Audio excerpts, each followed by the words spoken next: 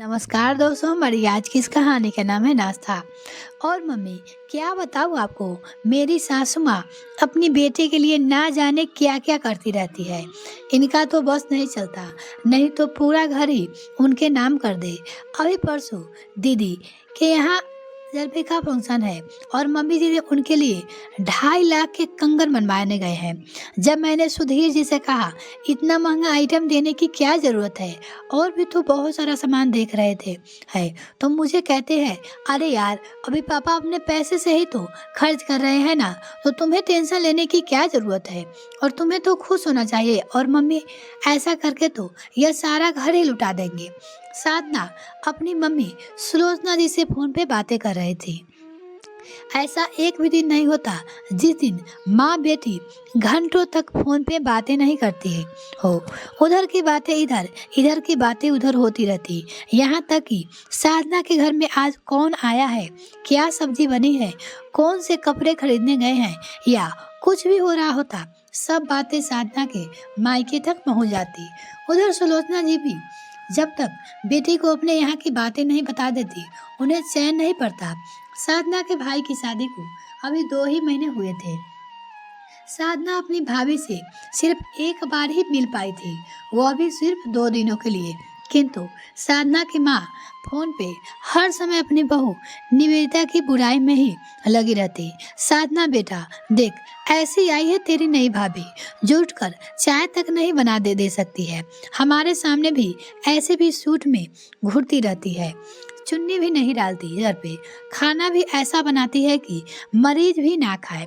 उन्हें यह नहीं पता कि अनजाने में ही सही, पर वो अपनी बहू और बेटी के रिश्ते में जहर घोल रही है। दोनों ने के रिश्ते में खटास आने लग गई।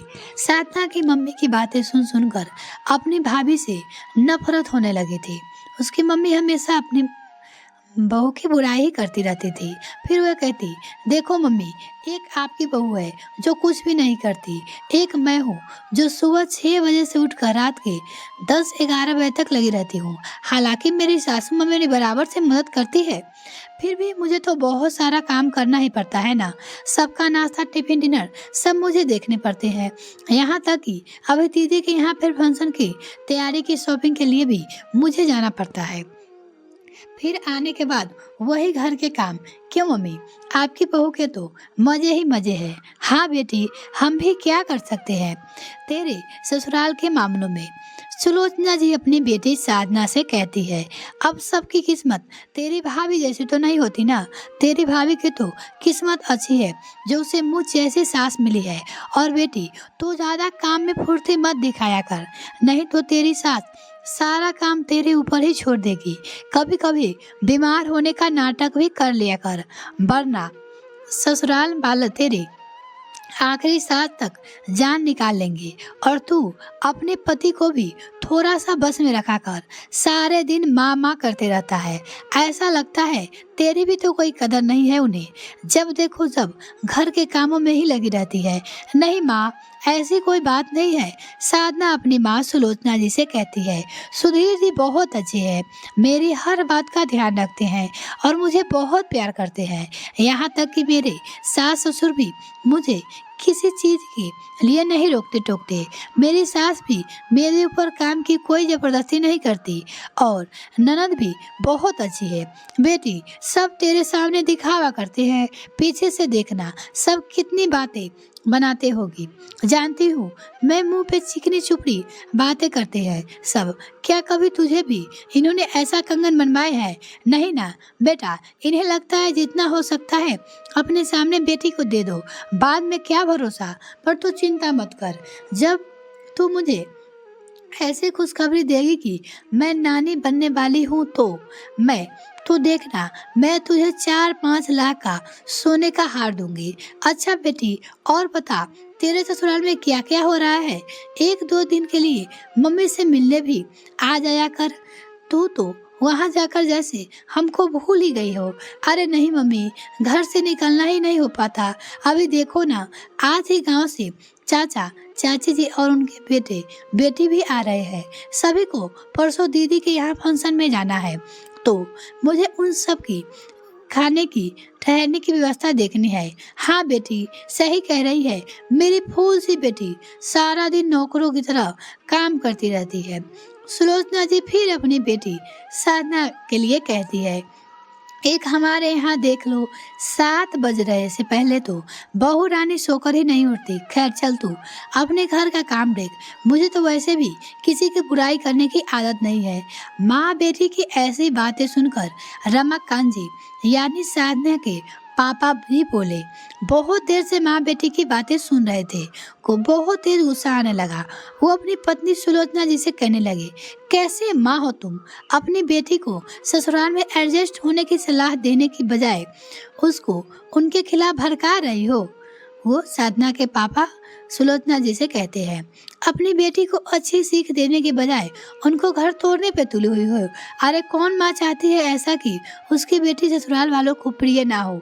यहाँ पर तो रोज 2 घंटे तक की बेटी से फोन पे बातें करती हो। इसकी नतीजा तुम देख लेना, एक दिन कितना खतरनाक होने वाला है। तुम्हारी बेटी का घर बर्बाद हो जाएगा ऐसे। अरे जब वो अपने घर में मन लगा रही है तो तुम उसको क्यों बरगला रही हो? क्यों उसके दिमाग में जहर घोल रही हो? और एक बात बताओ, हमारी बहू में क्या कमी है? सारे दिन तुम्हारे आगे पीछे मम्मी जी करती रहती घूमती है, तुम्हारी हर बात मानती है, कितना बढ़िया खाना बनाती है, पर क्या तुमसे उसकी अच्छाई देखी नहीं जा रही है? या तुम्हें लगता है कि उसके आने से तुम्हारी रेपुटेशन कम हो जाएगी घर में? अरे भगवान, कुछ तो शर्म करो।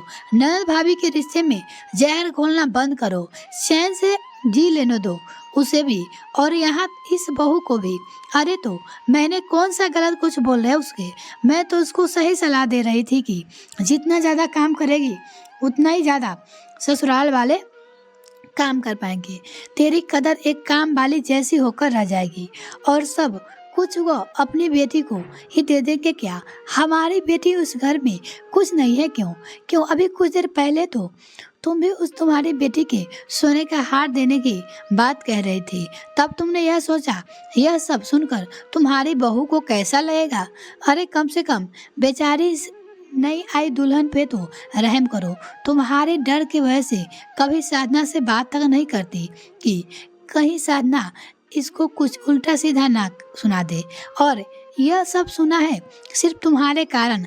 अरे दोनों घरों में शांति बने रहने दो। बेटी को तो ऐसे सीख देने की ससुराल वाले उस पे आंखों पे बिठाए और उसके संस्कारों पे गर्व करे, और जब बेटी को ससुराल में मान सम्मान मिलेगा तो सोचो जरा हमारा मान सम्मान कितना बढ़ जाएगा सभी जगह। तुम चाहती हो तुम्हारी बेटी को उसके ससुराल वाले बेटी की तरह माने, तो तुम अपनी बहू को बेटी का प्यार क्यों नहीं दे सकती?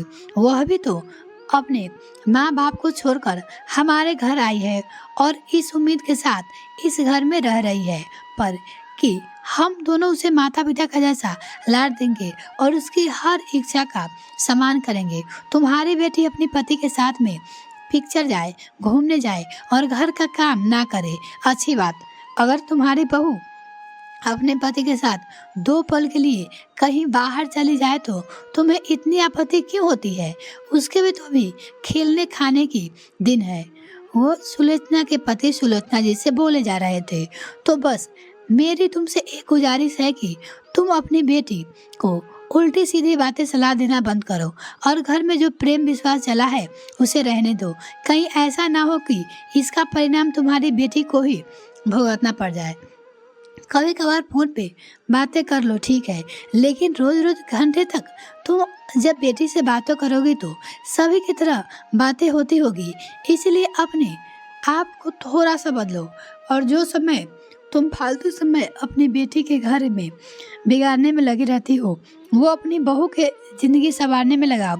शायद तुम्हें अभी मेरी बात बुरी लग रही होगी, किंतु कभी अकेले में बैठकर सोचना कि क्या तुम एक माँ और सास का फर्ज सही से निभा रही हो। मेरे ख्यालों से रमाकांत जी ने बिल्कुल सही कहा। इस बारे में आपकी क्या राय है? एक माँ को अपनी बेटी के ससुराल के विषय में इतना हाँ, सेव करना क्या ज़रूरी है? आप कमेंट करके ज़रूर बताइएगा। यह कहानी आपको कैसी लगी वो भी मुझे कमेंट करना ना भूलें। वीडियो को देखने के लिए बहुत-बहुत धन्यवाद। अगर मेरे चैनल को अभी तक सब्सक्राइब नहीं किया तो प्लीज़ मेरे चैनल को जल्दी से सब्सक्राइब कीजिए। बाय।